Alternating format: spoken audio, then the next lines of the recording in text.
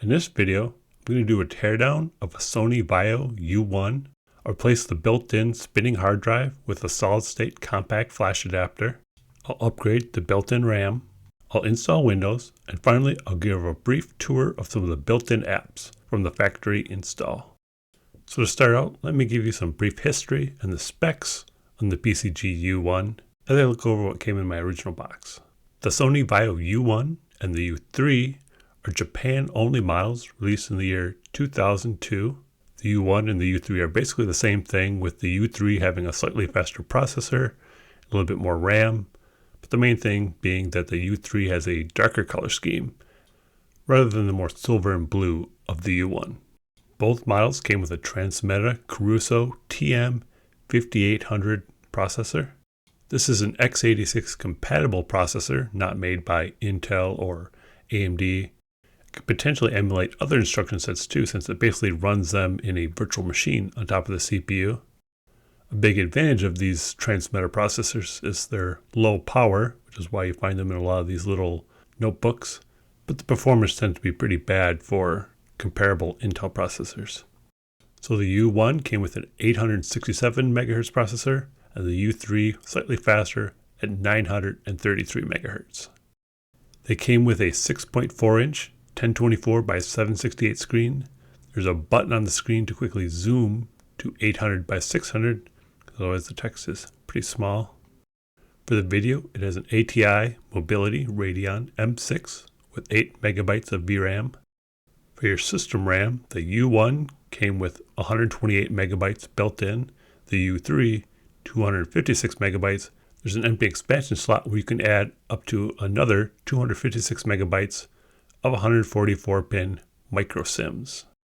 Both models came with a 20 gigabyte 1.8-inch IDE 50-pin hard drive. You got Windows XP Home Edition as your factory operating system. Now to briefly interrupt, my U1 came with a Vaio branded USB floppy drive. Pretty nice looking drive, a little USB cable tucks in.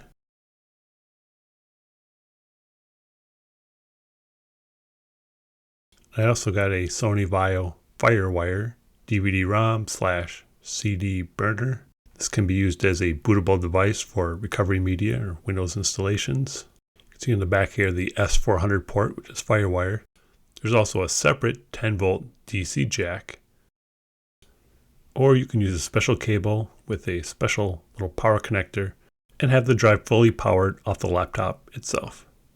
Nice little locking thumb screw there to keep it attached to the drive. Here's a little proprietary video adapter to give you VGA out.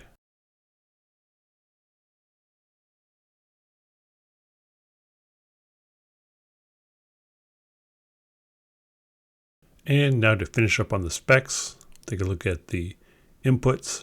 Underneath this little door, we have two USB 1.0 ports, your Firewire port, your Ethernet port, and your proprietary VGA out port.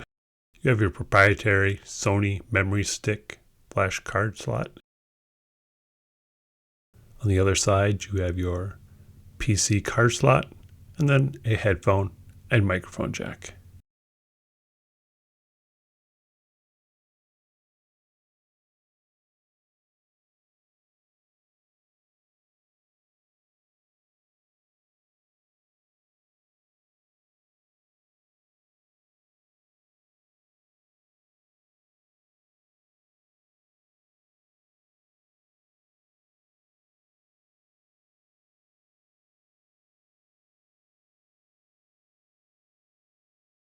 So now it's time to start the teardown, starting with removing the battery.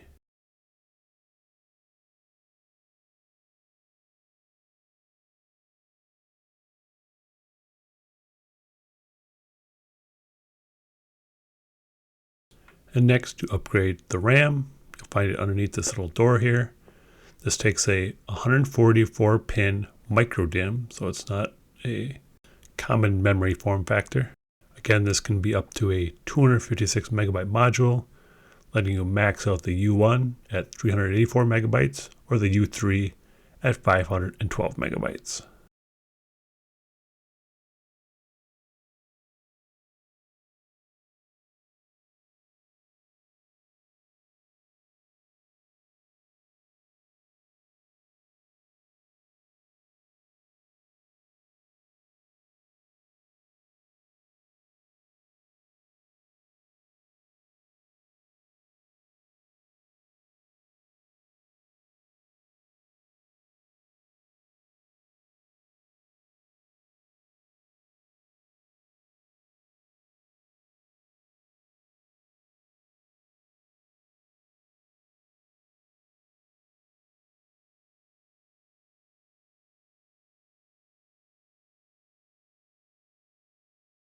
And now onto the disassembly. We have 6 screws on the bottom to remove.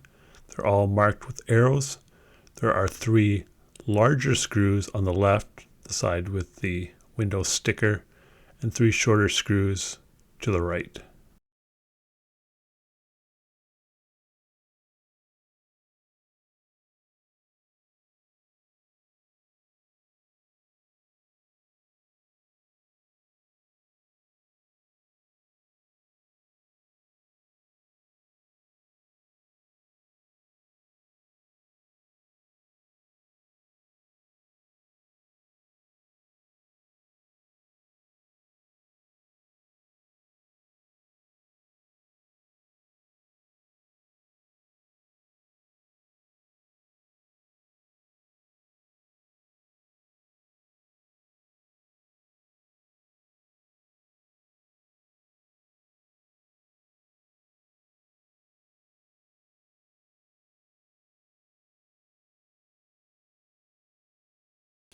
Next, we need to remove 2 screws from the back.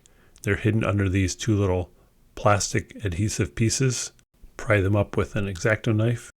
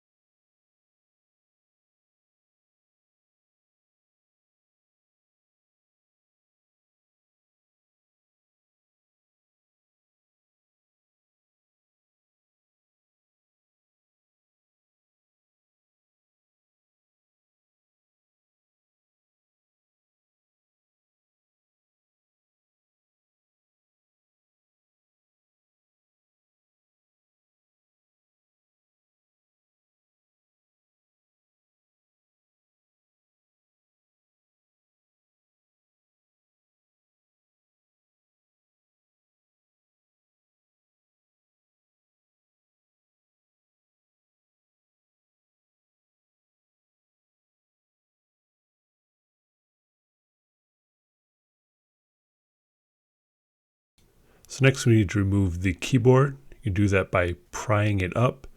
There's 2 little gaps here at the page down button, and then also by the function key. I'm just going to use a pair of plastic spudgers here because they fit perfectly in the little gaps.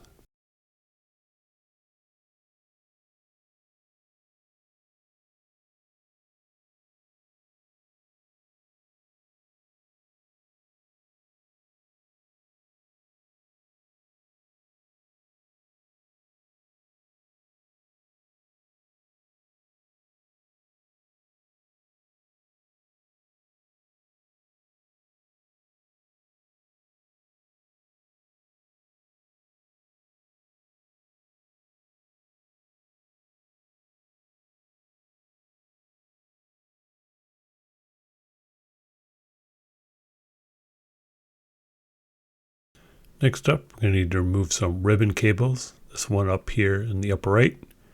We just lift it up.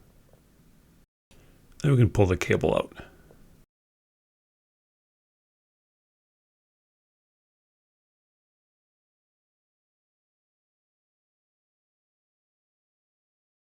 Then we have another connector to lift up, running over into the memory card daughter board.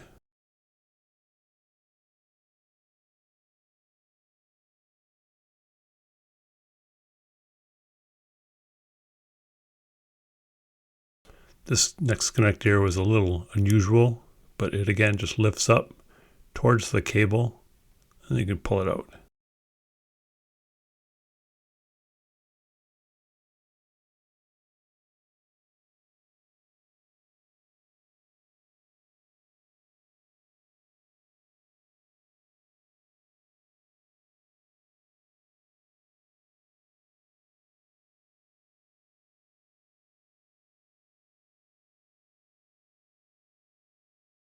And now finally the keyboard and trackpad.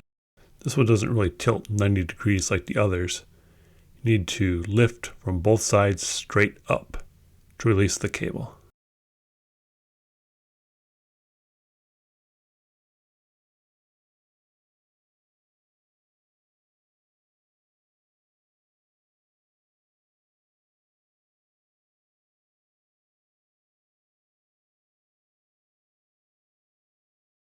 So next up, we need to remove this little plastic cover in the middle.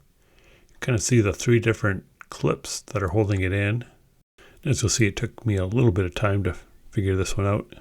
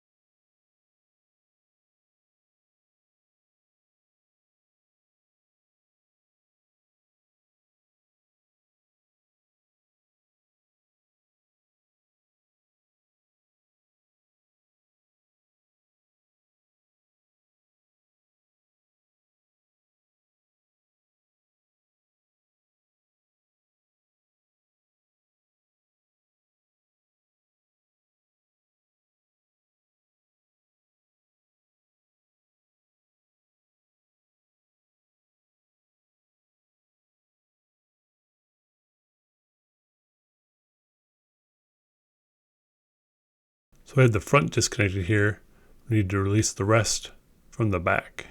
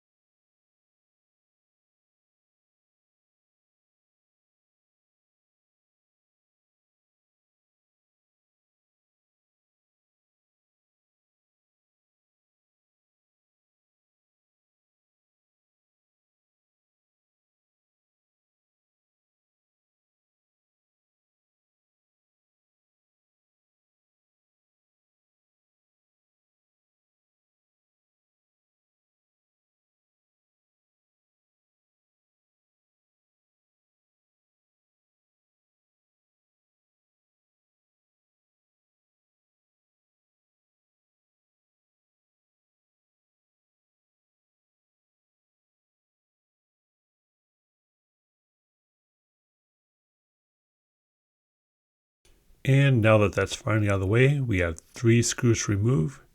2 at the top are right in the open.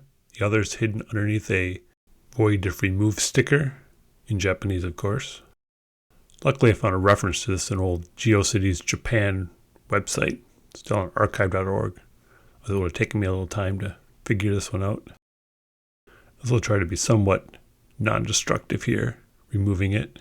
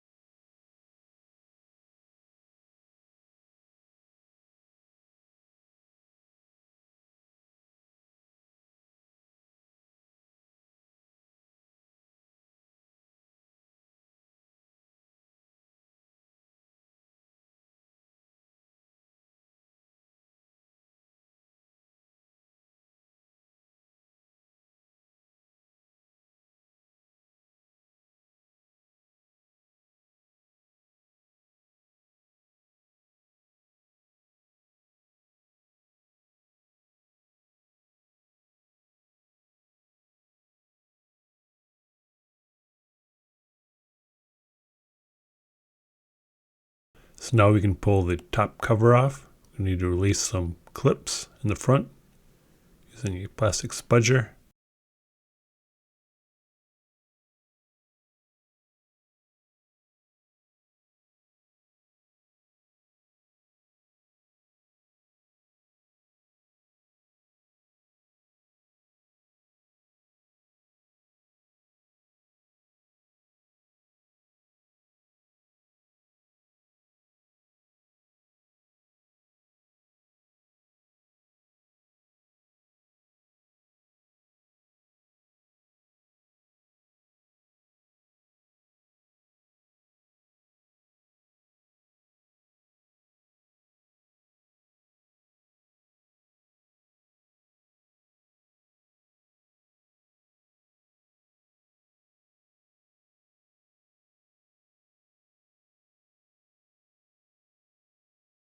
Next, we need to disconnect the little plastic covers over the track point and the mouse buttons connecting to the top cover.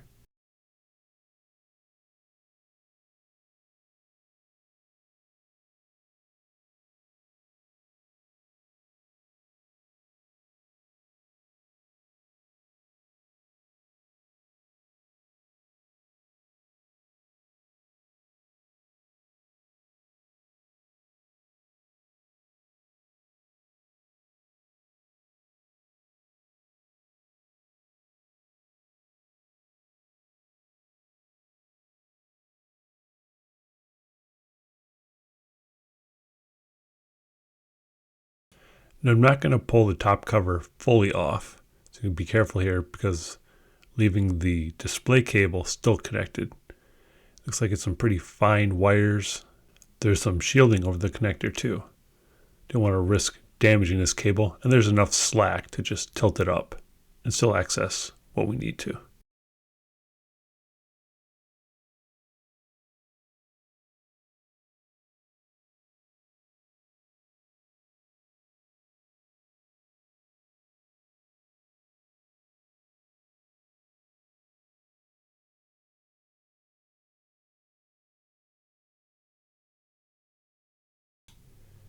Here I'm just going to do a quick inspection of the connector for the CMOS battery. Make sure I don't see any green corrosion. This one looks okay. Not sure what this battery is. It looks like it's actually just glued down to the top of a chip.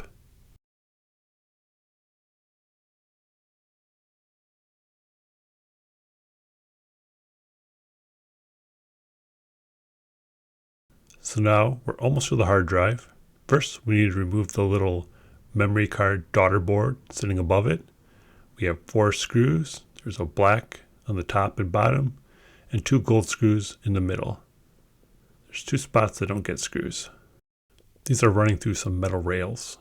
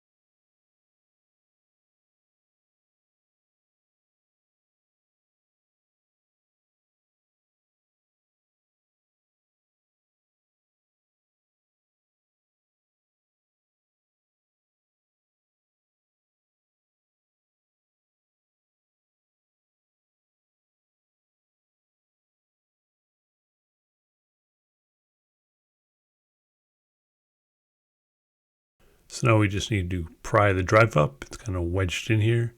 We also need to disconnect the data cable off the board.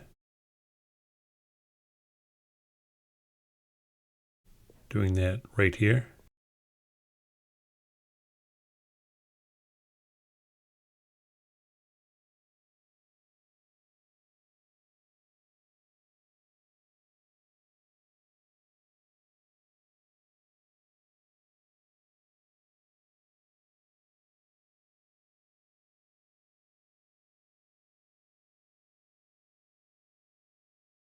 And as you can see, this is a standard 1.8 inch 50 pin Toshiba hard drive.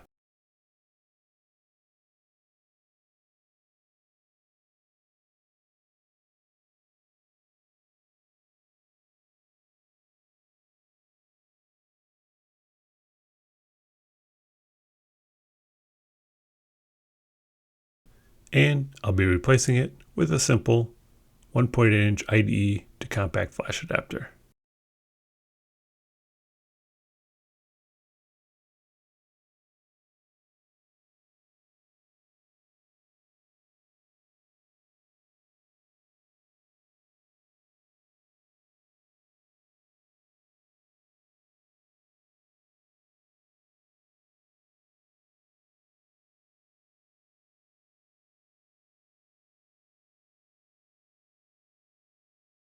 Quick trim on those drive select jumper pins that are sticking out too far to prevent any damage.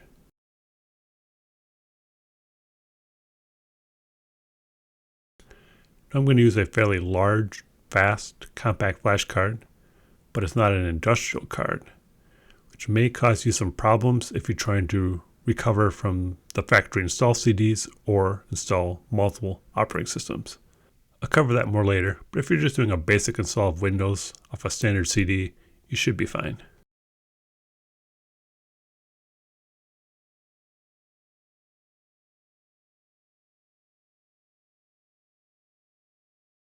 So plugging in our adapter to the factory cable, and note the 3-pin offset. You can see the pin 1 marker on the adapter starts on the 4th pin.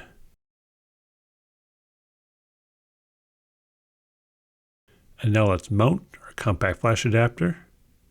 First, we need to push the cable back onto the connector.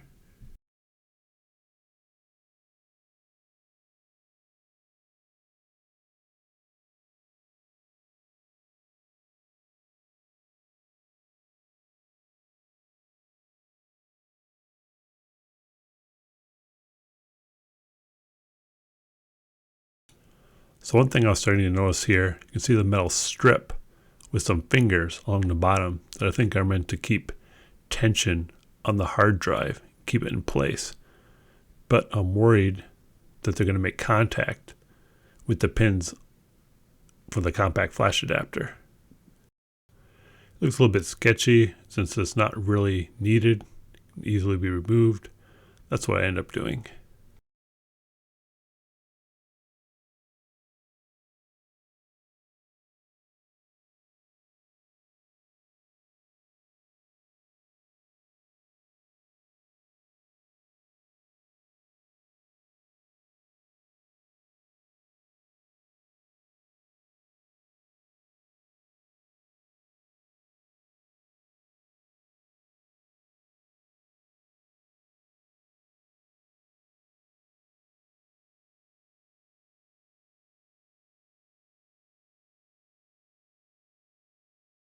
So next up, a little double-sided tape to keep it from moving around.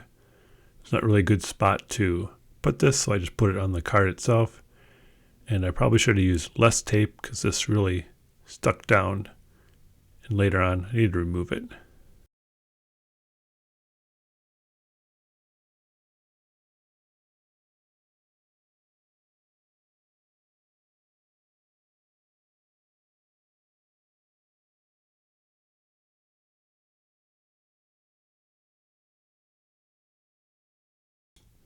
So next, to put the rails back in, these need to go in a specific way. One edge is bent up and the other edge is bent down. So the one on the left, the bend up, goes towards the bottom, and the one on the right, the bend up, goes to the top.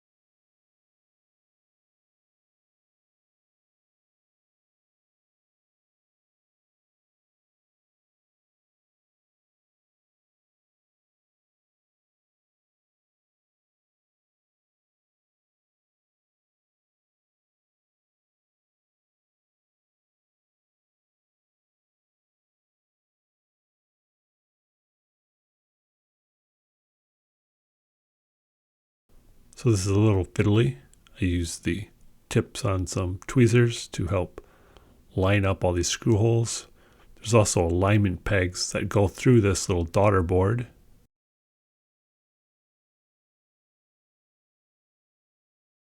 And we screw it back down with 3 screws on the left, black on the top and bottom, and then the brass in the middle, both sides.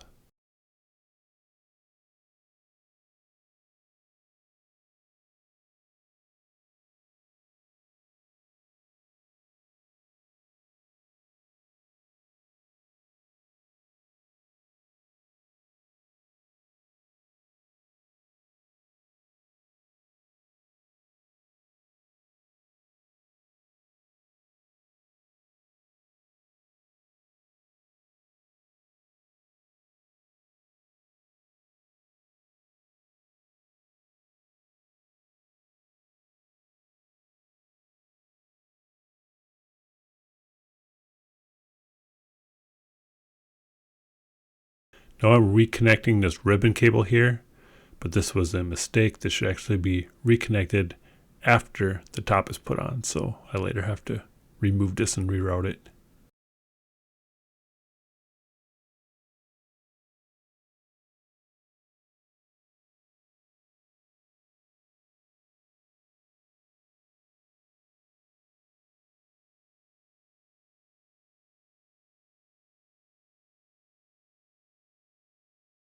Then we gently lift the top cover back on and squeeze all the clips back together.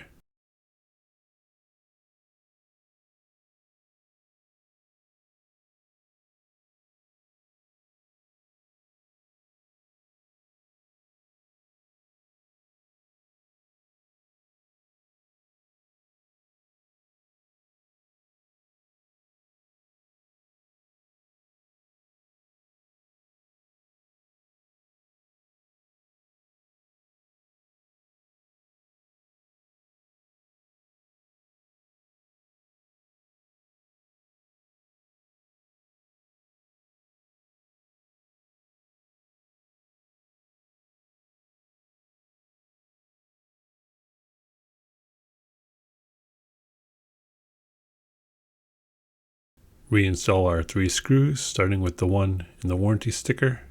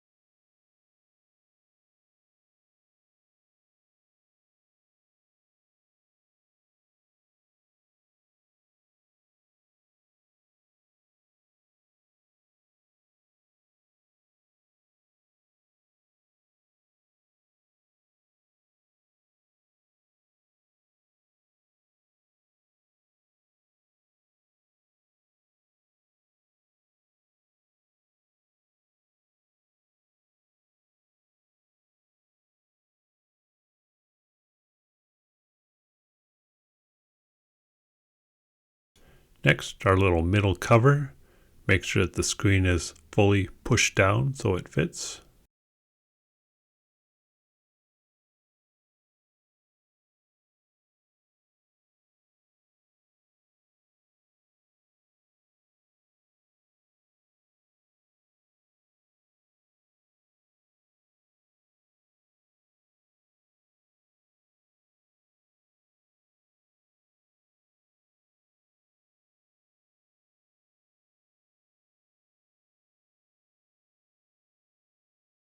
Next up, reconnecting our 4 ribbon cables.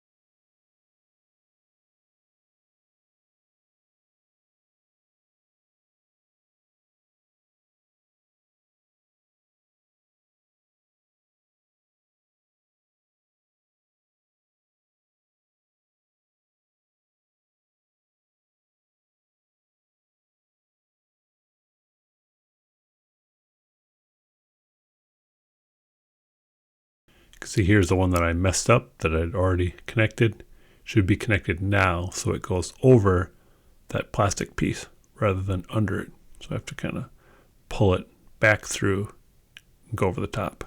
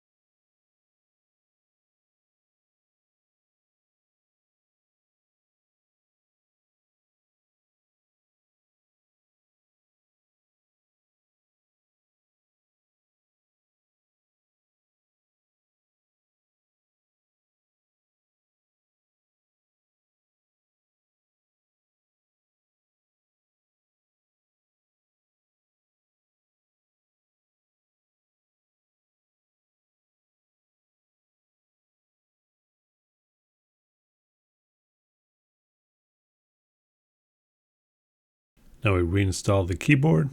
Simply line up the 4 pegs on the top, push it in, and then the bottom will clip in.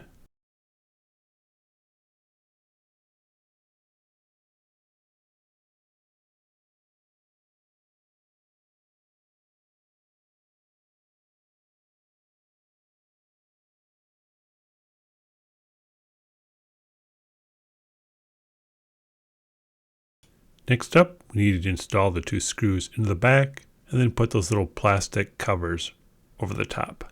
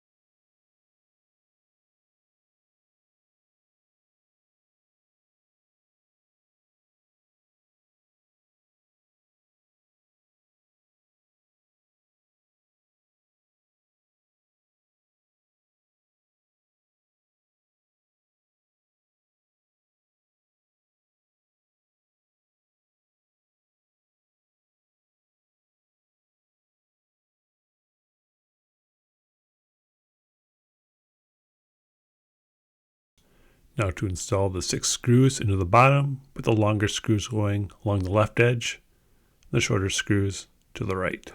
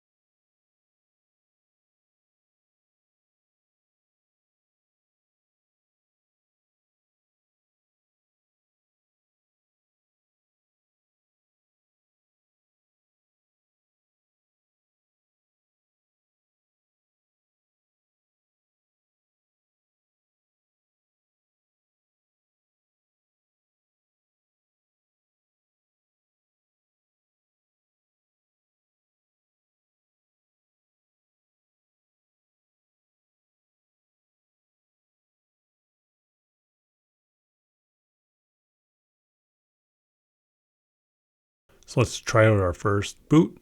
I have FreeDOS installed on my compact flash card.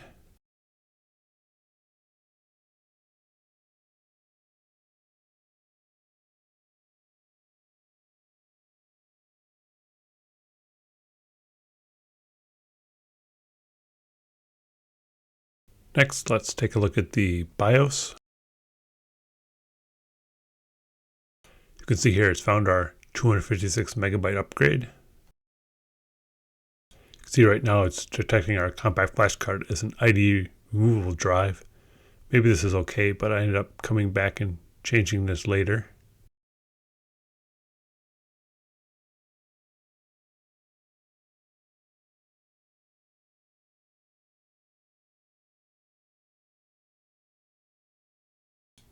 I saw a logo motion option, which was off by default. I turned that on, and I'll give a little demo of that. It gives a nice little animation and sound effect on boot.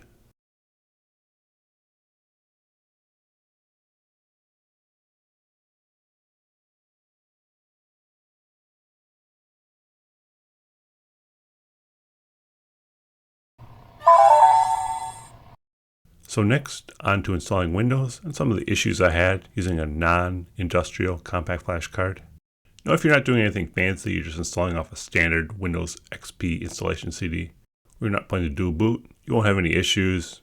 Once you're done, you'll need to install the Hitachi filter driver to fix the swap file issue. I have a link to a video I did covering this.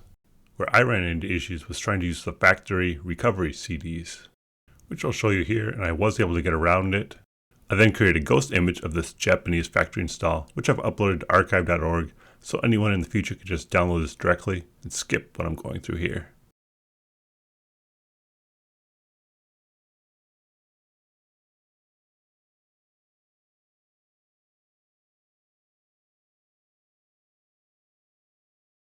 So as you can see, we're stopped here with some kind of message. So I use another phone with the Google Lens app and translate, and it says hard drive not found. So we return to the BIOS. I remember it defaulted to IDE removable. So I look at the other options and change it to type user. Seems like the Sony installer is extra fussy about installing to a removable compact flash card. Thought maybe this would help.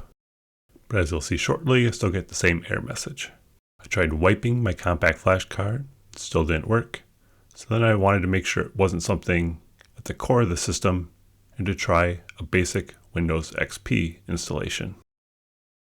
Here you can see off my standard Windows XP installation, it found the hard drive, no issues, formatting is NTFS. Now I started doing a full Windows install. I then aborted after it rebooted and got to the second stage of the installation. I wanted to see if this would make any difference to the Sony recovery media now that it had been officially formatted by the Windows XP installation and had the installation started. But again, the recovery CDs couldn't find the drive. Now I really wanted that factory install, at least to be able to make my own image of it to quickly swap to it in the future. So I opened the laptop back up and temporarily put in a spinning mechanical hard drive. You can see here in the BIOS, it detects it, a 60 gigabyte hard drive.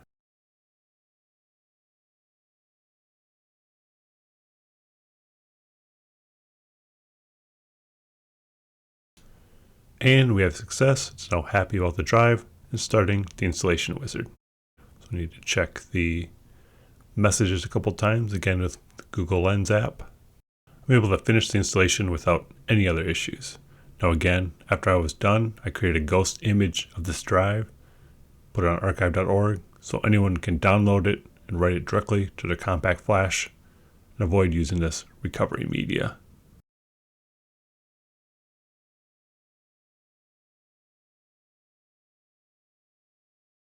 And after installing all 3 CDs without any issues, we reboot.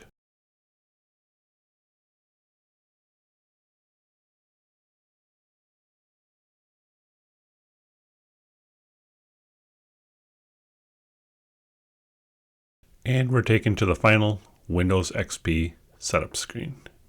After finishing and rebooting, it then prompted me to install the Sony Vaio application CD, which I did, finishing up the installation. So now let me give a quick tour of this Vaio.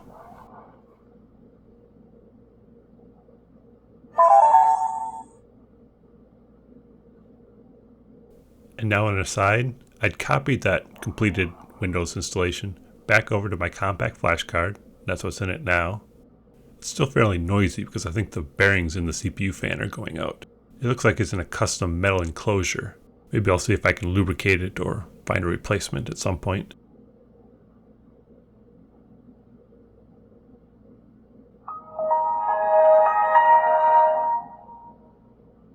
Now another note, the original blue track point was pretty worn out and gross when I got this.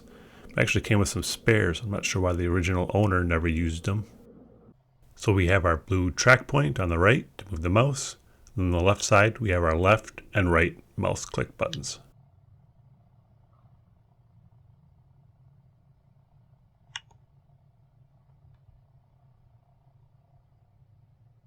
We have a hardware zoom in button, which you can see basically just switches the resolution, lowering it to 800 by 600 as opposed to a magnifier.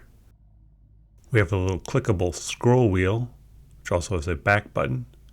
When you click it by default, it brings up a jog dial launcher. We'll look at some of these apps later.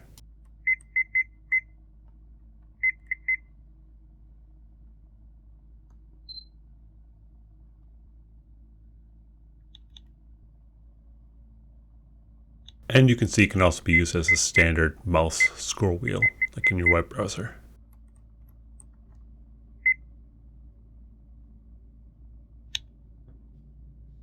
Next to the scroll wheel, we have a dedicated standby button. Next, we have the thumb raise button. This seems to be a way that you can kind of hold this almost like a gaming pad, then use some keys on the left plus the jog dial to kind of autocomplete longer words. You can see you do this with this special set of keys on the left. I don't really show it on the keyboard. It's these orange keys. So I play around with this for a little bit. Of course, I have no idea what I'm doing here.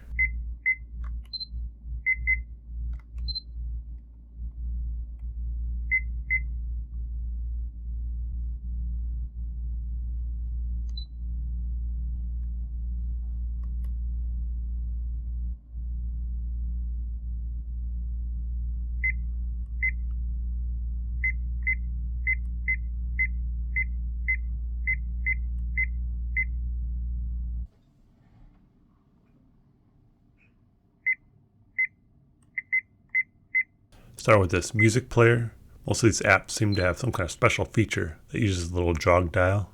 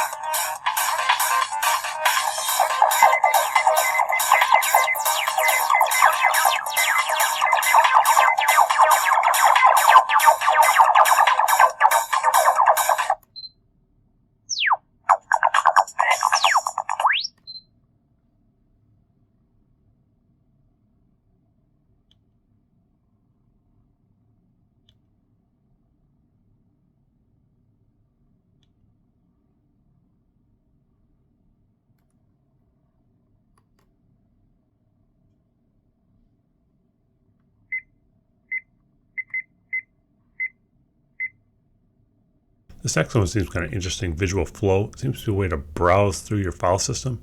I think it's looking for media files, but I wasn't really able to find anything to try out with it.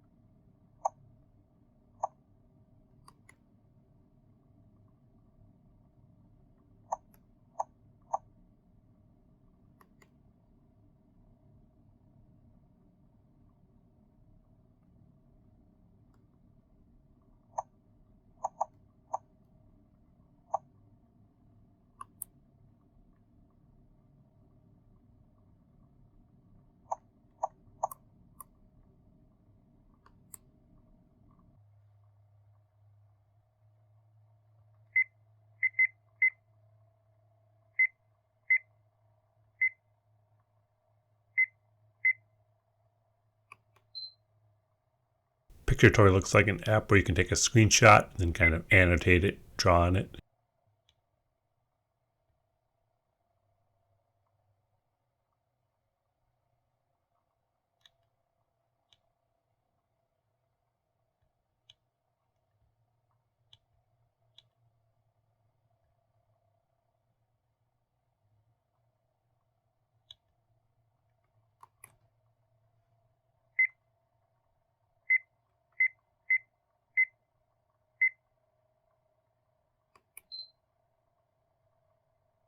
This one looks like a mapping app.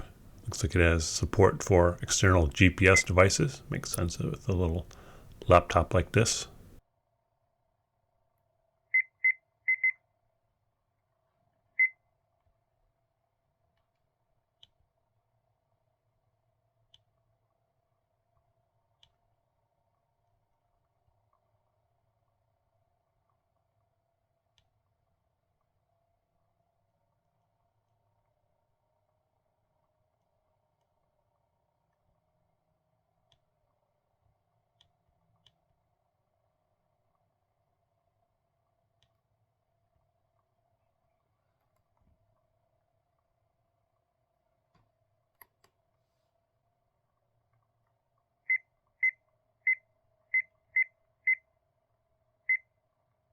This seems to just be a MPEG video player.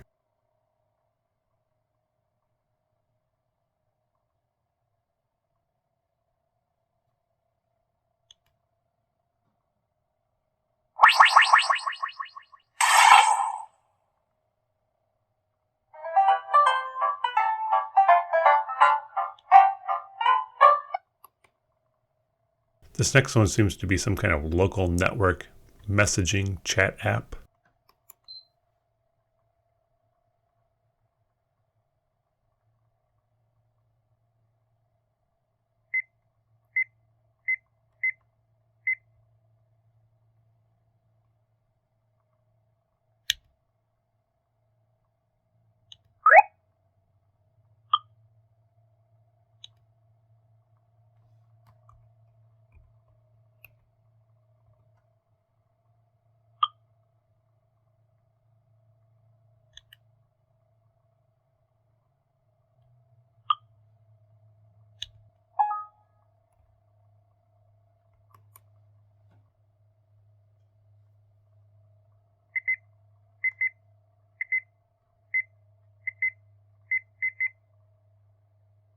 This one's a weird one, no idea what it does. It says personal casting producer.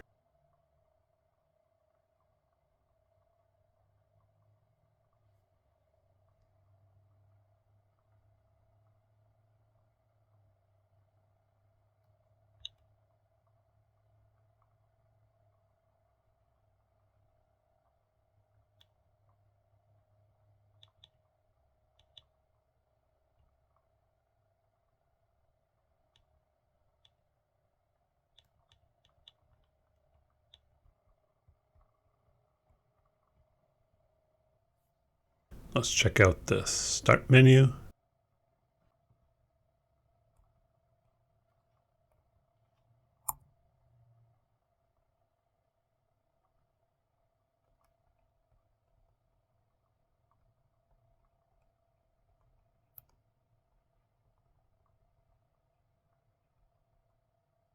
Take a look at this Sony Notebook Setup app.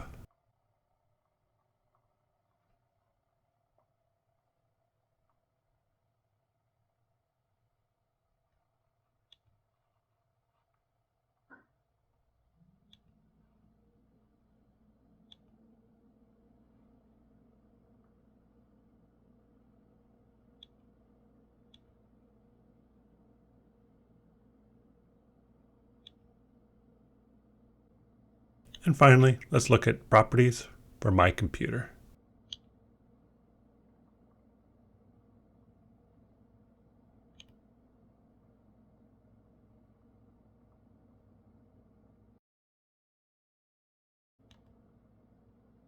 But otherwise, that's it. Thanks for watching.